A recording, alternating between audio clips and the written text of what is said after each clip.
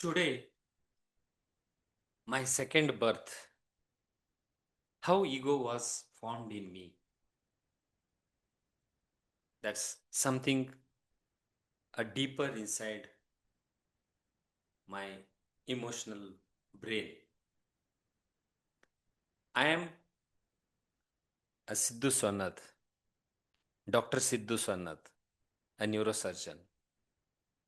Today, I am not speaking to you as a neurosurgeon.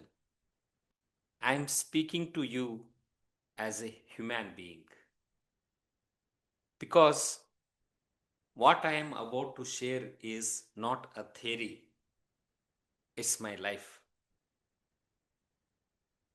Today, I want to explain something very important to you, your second birth. Not the birth from the mother's womb, but the psychological birth. That the second birth is called an ego. Some of my earliest memories are very, very hazy. I remember my mother holding me, trying to make me walk. I was around 1 to 1.5 years old. She wanted me to walk independently, but I was not ready. I wanted to stay with her. I resisted. I resisted suppression. I cried. There was a discomfort, not in the body, but in the heart.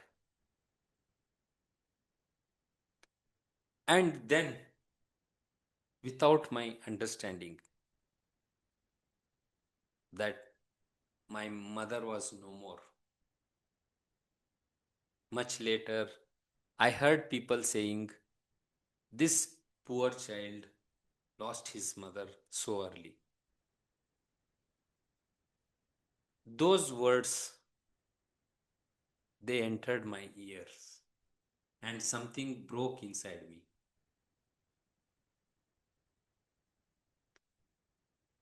That was the first deep emotional shock.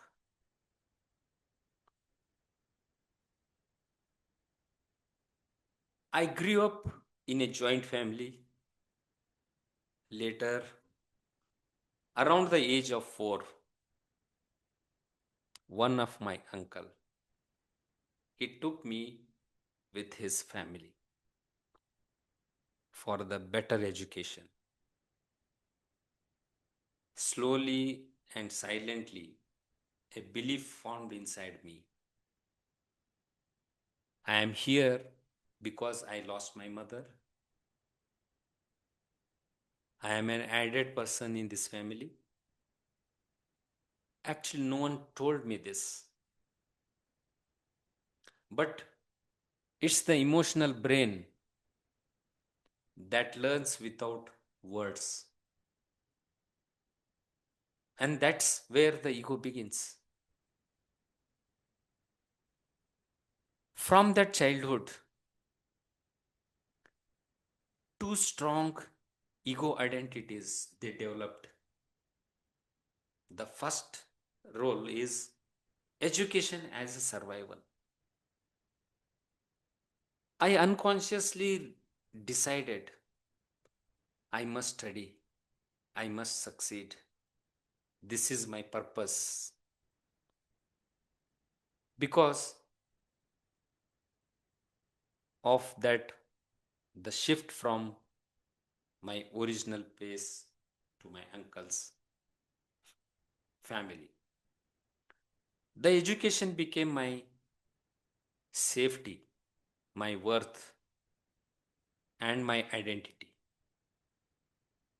The ego role, it carried me through the MBBS, the MS general surgery, the MCH neurosurgery. And the society rewarded this ego. So no one questioned it. The second ego role was very silent but very powerful because I felt like an added person. I learned to hide my emotions in my childhood. I believed expressing feelings is dangerous. Silence is a safer. Adjustment is a survival. Slowly, I became a shy person, the introverted, the emotionally suppressed.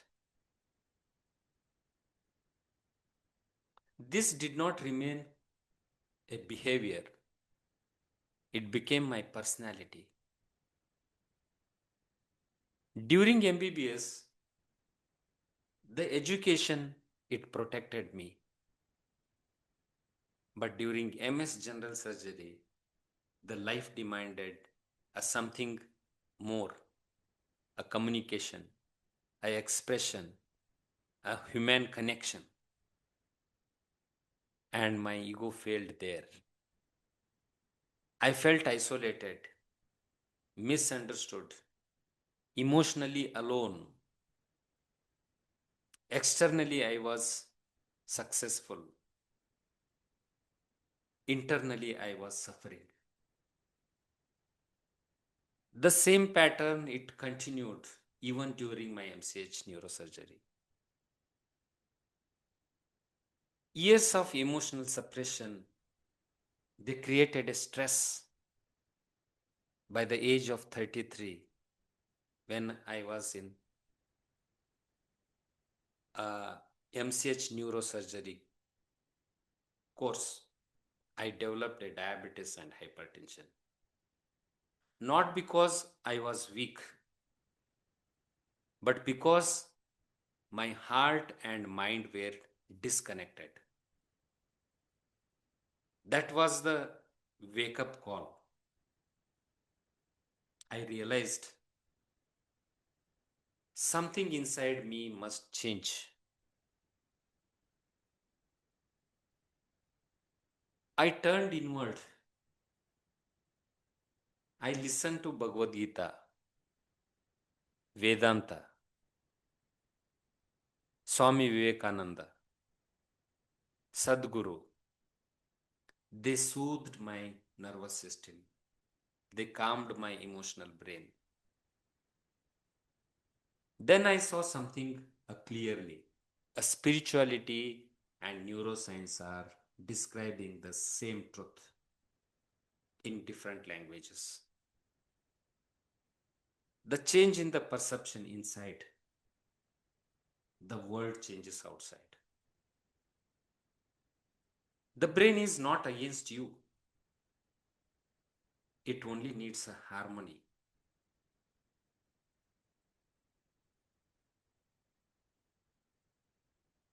When I observed my ego, I understood it's a formation. Stopped fighting it. Something shifted. I was no longer ruled by roles, the fears, the suppression. This was my third birth, a living beyond ego, living from awareness and living in freedom. Your ego is not your enemy. Your ego is your second birth. But awareness is your rebirth. And freedom begins the moment you see who you are. You are beyond an ego. Thank you.